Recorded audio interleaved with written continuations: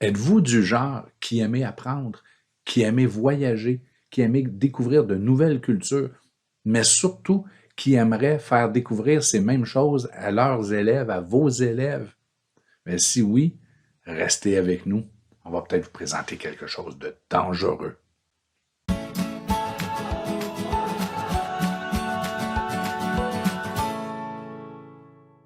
Et oui, vous aimez découvrir, voyager, vous aimez visiter, mais là, il va falloir faire attention parce que l'outil qu'on vous propose aujourd'hui, et ça pourrait manger, monopoliser énormément de votre temps. C'est rien de nouveau, c'est Google Arts and Culture. Ça fait à peu près 2 ans que c'est sur le marché, que c'est disponible, mais la majorité d'entre nous s'en servons très peu ou ne savons même pas que ça existe. Donc, allons voir ce qu'on pourrait faire avec nos élèves et vous allez voir que c'est assez incroyable. D'ailleurs, avant même d'ouvrir Google Arts and Culture, je me suis créé un dossier de favoris. Pour ce faire, j'ai cliqué dans un endroit vide de ma barre de favoris et j'ai ajouté un dossier que j'ai nommé Google Arts and Culture. La raison, se créer un lien, un favori pour Google Arts et Culture, ce n'est pas suffisant, vous allez comprendre rapidement. Donc, je cherche dans la barre de Google Arts and Culture.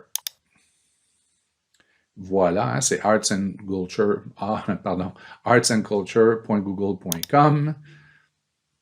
Lorsque vous allez entrer la première fois, on va vous demander si vous désirez traduire avec Google, faites-le. La traduction n'est pas parfaite, mais elle est très bonne. Et voilà, on a maintenant l'interface en français. Et là, c'est le wow. On se prépare à découvrir, imaginer ce que vous pouvez faire avec ou faire avec. Je recommence. Imaginez ce que vous pouvez faire avec vos élèves ou faire à vos élèves. Et surtout, vous pouvez leur mettre des liens dans Classroom, dans Teams, pour qu'ils puissent découvrir des activités complémentaires. Ça demande peu de temps à votre part et ça va être vraiment payant pour eux. Si vous mettez l'emphase sur la culture générale, c'est pour vous. Donc, allons-y. Évidemment, vous avez des thématiques, mais vous allez voir qu'il n'y a pas que des musées à visiter. Hein, on peut voir peinture la plus précieuse, ainsi de suite, hein, diamants, le pierre, les manuscrits, les textes les plus précieux.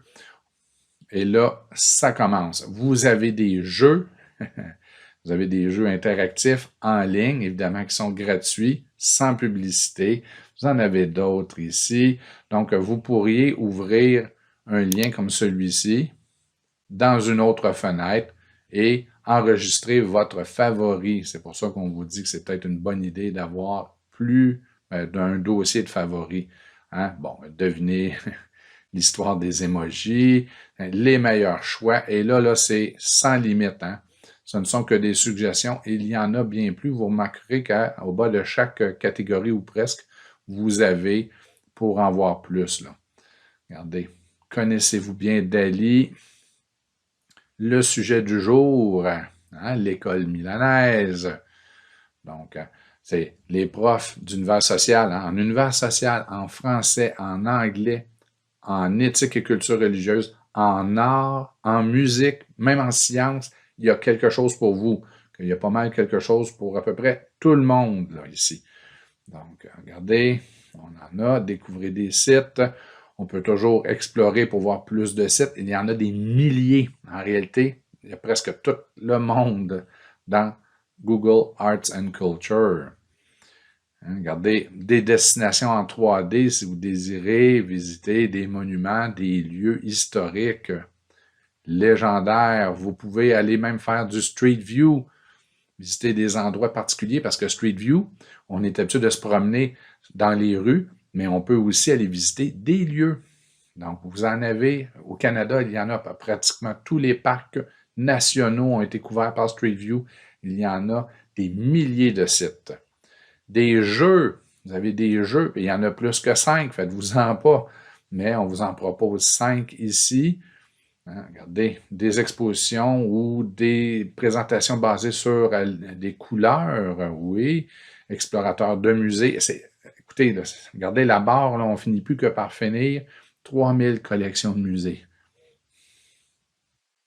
On parle des plus grands musées du monde, là, en passant, là, hein, si vous pouvez voir ici, là. C'est quand même pas rien. Ensuite, bon, les chefs-d'œuvre. On pourrait continuer. Bon, évidemment, du 3D. Car Street View. Il y en a. Ça ne cesse pas. Hein. Regardez, les musées de Taïwan, c'est une thématique sur Taïwan. Pourquoi pas? Et on continue et c'est sans fin. Peut-être que les jeux pourraient vous intéresser. Ce qui est intéressant avec les jeux, par exemple, si on prend Art Coloring Book, c'est que c'est un lien. Donc, on peut prendre le lien, une fois qu'on a choisi ce qu'on voulait, on peut prendre le lien ou on prend ce lien-là, on l'intègre à Classroom en tant que documentation ou devoir, ou on l'intègre à Teams, et là, les jeunes peuvent se pratiquer. Donc, allons-y. Oh, ça sera peut-être pas facile, surtout avec mon talent. Et voilà, vous avez vos couleurs.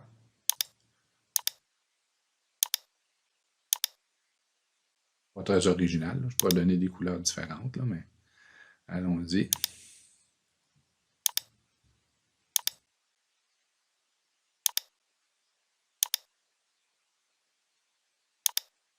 Et là, on peut facilement imaginer nos jeunes avoir du plaisir.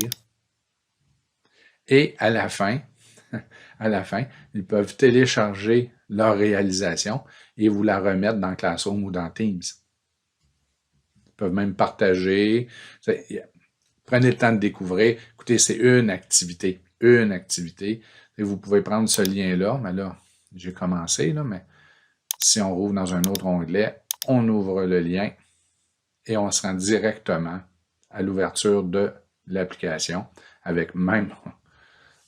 Je pensais pas que mon chef-d'œuvre serait partagé comme ça. Vous voyez, on peut même débuter le processus, hein, si vous êtes avec les plus petits. Ah, ça, je dois avouer que c'est incroyable.